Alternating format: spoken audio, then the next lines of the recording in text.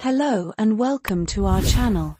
Tonight, we're going to tell you a story. My name is MIA, and I want to share my story with you. It's a story of love, second chances, and unexpected surprises that changed my life forever. I never thought I'd be the kind of woman who believed in fairy tales. Life taught me to be tough, to stand on my own, and to never expect too much from anyone. But deep down, I was always a dreamer, a quiet one. I tucked my dreams between pages of old books, in songs I sang while cooking dinner, and in the way I looked at the stars before going to sleep. My first love was beautiful and painful. His name was Daniel. We met in college, and I was convinced he was the one. We planned a life together, wrote down baby names, imagined where we'd grow old. But life had other plans. He got a job overseas, and slowly, our daily calls became weekly, then monthly, until one day, silence. No explanation.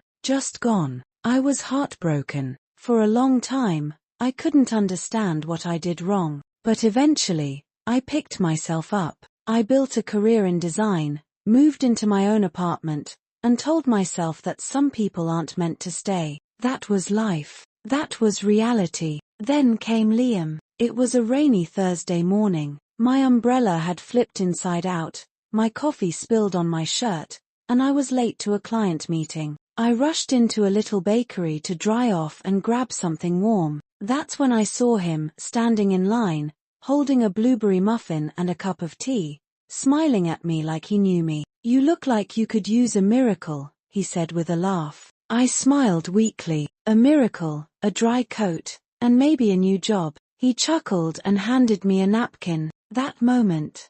I didn't know it then, but it was the beginning of something beautiful.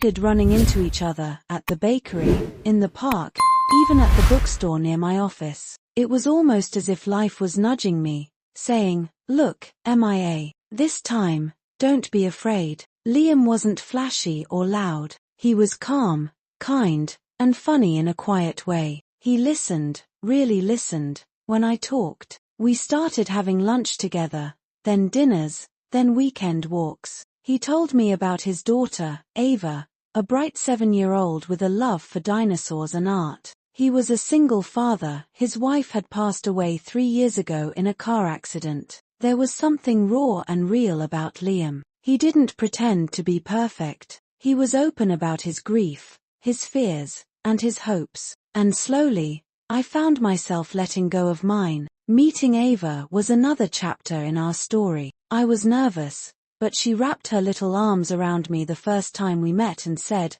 "I think you look like a fairy." I laughed so hard I cried. Days turned into weeks, and weeks into months. We created a routine that didn't feel like one: picnics in the park, movie nights at home, surprise notes in lunchboxes. I fell in love with both of them, deeply. But just when everything felt perfect, my past came knocking. Daniel. After 3 years of silence, he sent me a message. "I'm sorry. I was a coward. I still love you." For a moment, my world stopped. I sat on my bed, staring at the screen. The girl I used to be would have jumped at the chance. But I wasn't that girl anymore. I had changed. I had grown. I had learned that love isn't just butterflies, it's also choosing someone every day, even when it's hard. That night, I looked at Liam as he read Ava her bedtime story. I looked at the way she clung to him, the way he smiled when she interrupted him with a question,